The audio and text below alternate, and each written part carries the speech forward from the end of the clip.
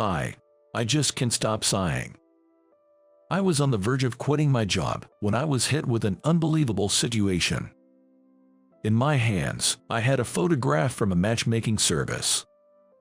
In it was a fair-skinned, beautiful woman. The other day, I was suddenly called into the CEO's office, trembling. I wondered what it was about as I went to listen. The CEO of a company we do business with wants to consult you. You know Mr. Johnson from the printing company. He has proposed a match for you with his daughter. Excuse me. I couldn't believe what I was hearing. Of course, I didn't know Mr. Johnson all that well. I had been invited by our CEO to play golf with him a few times, and we had only chatted a little. Why me? What for? I was filled with nothing but these thoughts. Mr. Johnson's company is a fairly large corporation. A match with the daughter of such a distinguished company CEO seemed impossible. With all due respect, I've had to check with him several times. They definitely want to arrange a match between you and his daughter. No way. While in disbelief, I took the envelope that contained the daughter's photograph. That night, I called my mom back home to talk about it. Well, isn't that a fine offer? Why don't you meet the lady at least? Yeah, but I'm thinking of turning down the matchmaking. I see. I'm sorry. It's because I've become like this. It can't be helped.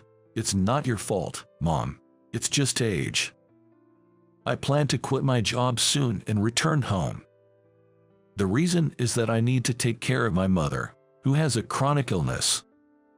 Fortunately, I have knowledge related to programming. I think I can make enough for living expenses even if I work from home. We'll make do. But Mom seemed unconvinced. But I can't bear to leave my frail mother alone at home. That's why I decided to move in with her. The next day, after returning from the office, I was walking to the convenience store near my house to buy dinner. Then, on a dimly lit side street I passed by, a woman was being hassled by a young man with a delinquent look. Hey, you bump into me and don't even apologize. What's that about? What's wrong with you? Why should I pay you and apologize when I didn't even bump into you? Hey, that girl is. I recognized the woman's face. On impulse, I called out to her. Kayla, long time no see. Hey, remember me, the attorney, Charles? We worked together on that case, remember? Oh, Charles, it's been a while. The woman responded to my words, perhaps catching on to my intent. Damn, some nosy guy showed up.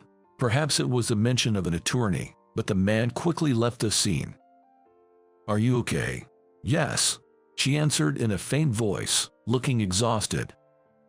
I am. Yes, I recognized your face. You're Charles, my matchmaking partner, right? Yes, that's right. An awkward silence filled the air. She was unmistakably my matchmaking partner, the daughter of the client's CEO, Kayla. Why were you wandering around in such a place so late at night? After that, I had invited her to my place. If we had just stood there talking, that guy might have come back and done something. That's what I thought. I got lost, she stuttered. You didn't come here to subtly check up on me, did you? Her face turned startled for a moment before she continued. Yes, actually, that's true. At her words, I let out a big sigh. She must have been told by the CEO, her father, to suddenly have a matchmaking date with me. I understand being curious about a match arranged by your parents, but there's no need to come scouting out at this time of night.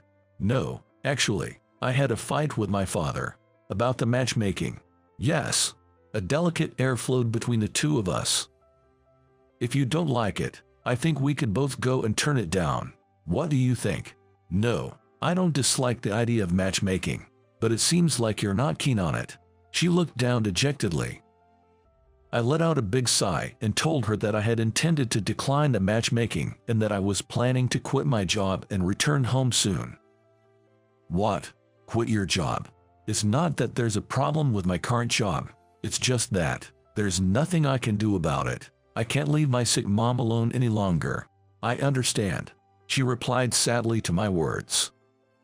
I wonder what she's curious about, having only met me today.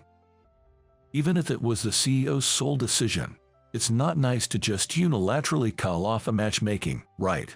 When I conveyed that, she said something unexpected. No, that's not it. I was actually looking forward to this matchmaking. But my father told me that you might not be interested, and I just couldn't sit still. So you came to check up on me. She nodded shyly, looking embarrassed. I was at a loss for words. I can start a relationship with her considering my future plans. And yet, this might hurt her feelings. I'm sorry. My father was being pushy. I'll tell him to call off the matchmaking from my side. No, but... She looked up with a sad face, and I was at a loss for words. Actually, this matchmaking, I pretty much asked my father for it. What? Don't you remember? We've met a long time ago. As she spoke, she took out her cell phone from her bag, but then she looked at the time and said, "Oh, it's so late. I really must go home now. Can I call a taxi? It's rude of me to be here at your place at this hour, and I'm sorry for any trouble I've caused." Sure. After that, a taxi arrived quickly, and she went home. Still, she said something strange. Where have we met before? To be honest, I only knew her from the matchmaking photo. Looking at her picture again, I was thinking with my mind racing. I just don't recognize that face. No matter how much I looked at her face, I couldn't remember. Then, my eyes landed on her ears in the photo. She was wearing cute earrings. Oh, I remembered something. But that was over 20 years ago. Could she be the girl from back then? As unlikely as it seemed, I decided to accept the matchmaking and verify it for myself. On the day of the date, when she arrived at the appointed upscale restaurant, I caught my breath at the sight of her. She was fitting for a CEO's daughter, with her fair skin and a gentle appearance. I can't believe you agreed to come. She blushed slightly and smiled happily. There's something I wanted to check with you. You're Kay, right? You finally remembered. Her face lit up with a smile. She was indeed Kay, my childhood friend. It's hard to believe. We haven't seen each other in over 20 years, right? Yes. Back in the day, she used to live near my family home. Her parents were often busy with work, and the neighborhood ladies and my mom looked after her. She ate at my house several times. Looking through photos my dad took, I saw you in one from when we went golfing, and I recognized you right away, but my dad didn't notice at all. When I told him that man was definitely Charles, he seemed to remember the past. I had been deceived by someone I was dating with the intention of marriage, and I had become distrustful of men for a while. But seeing that photo made me want to see you again, and I half-jokingly said that maybe I could marry you. I see. So your dad took it seriously then. She gave a wry smile. It seems her father, desperate for a good match for her and not finding any, seriously set up the matchmaking with me. But I really am thinking about marriage. Looking at her smiling face, I felt gloomy. I have plans to quit my job to take care of my mother at our family home. I don't even have another job lined up. I'll be without an income. If I were a father, I wouldn't allow my daughter to marry a man in such a situation. I will take good care of your mother, so can't we invite her here to stay with us? What? To have you take care of my mother right after getting married? I owe her since I was little. She took care of me. I would like to return the favor, she said, bowing her head. Please, let's continue our relationship. I've been troubled for so long, not meeting the right person. If I miss this connection with you, I feel like I'll never meet someone good for the rest of my life. Kayla, looking at her bowed head, I was speechless. The thought of her being chased by the duty of caring for my mother right after marriage pained my heart. But I can't let you go through such hardships. I'll be fine.